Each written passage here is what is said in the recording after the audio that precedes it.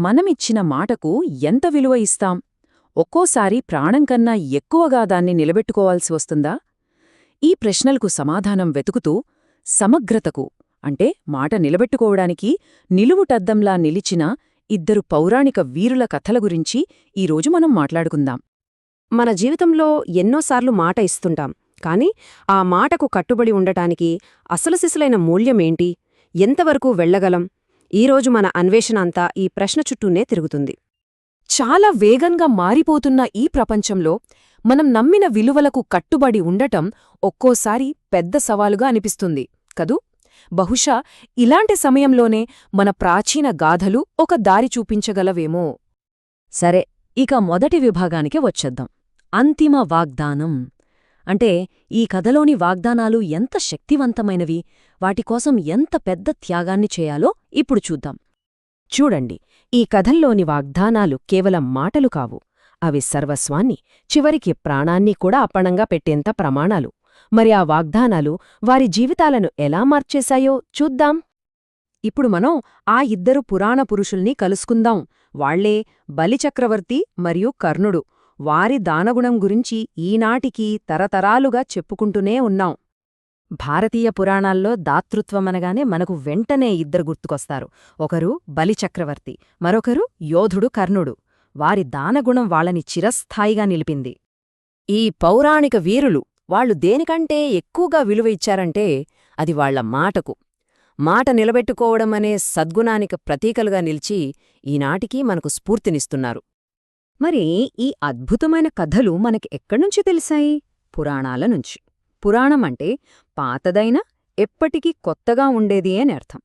వ్యాసుడు రాసిన 18 పురాణాల్లో ఒకటైన భాగవత పురాణం సమగ్రత యొక్క ప్రాముఖ్యతను మనకు చాలా చక్కగా బోధిస్తుంది.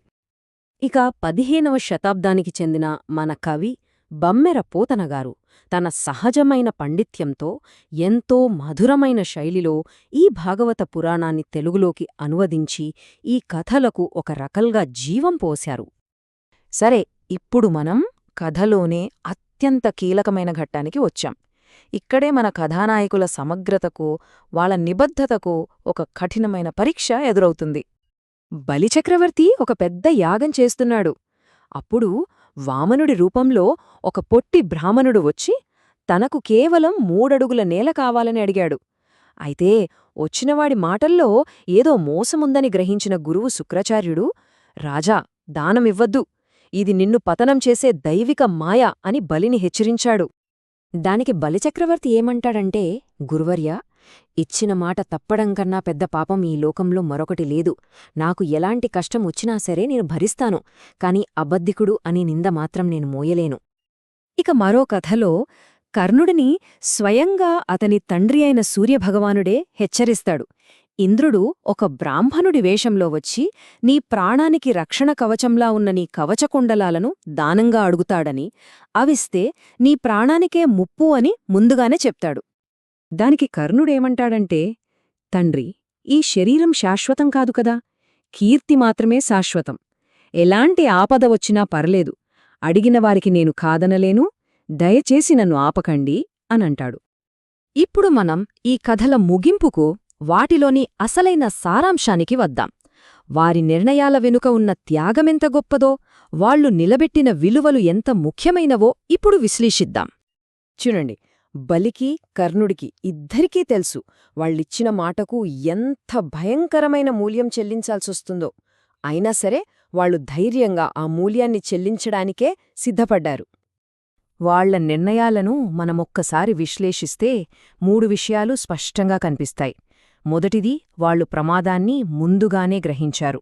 రెండవది, ప్రాణం కంటే కూడా గౌరవానికి, మాటకు విలువిచ్చారు. ఇక చివరగా, ఏది ఏమైనా తమ వాగ్దానాన్ని నెరవేర్చారు. అసలు ఈ కథలు ఎన్ని వందల ఏళ్ల తర్వాత కూడా మనం ఎందుకు చెప్పుకుంటున్నాం? ఎందుకంటే ఇవి మనందరికీ సంబంధించిన కొన్ని ముఖ్యమైన విలువల్ని నేర్పిస్తాయి. అంటే ఇచ్చిన మాటకు కట్టుబడి ఉండాలి, మనమొకటి నమ్మి దానికి తగ్గట్టే నడుచుకోవాలి. ఈ ఎన్నింటి మధ్య తేడా లేకపోవడమే నిజమైన సమగ్రత, ఇంటిగ్రిటీ అని ఈ కథలు మనకు బలంగా గుర్తుచేస్తాయి. ముగింపుగా ఒక ఆలోచింపజేసే ప్రశ్న: నిరంతరం మారుతున్న ఈ ప్రపంచంలో ఎలాంటి విలువలు లేదా సూత్రాల కోసం మనం ఎంతటి మూల్యాన్నైనా చెల్లించడానికి సిద్ధంగా ఉండాలి? దీనిపై ఒక్కసారి ఆలోచించండి.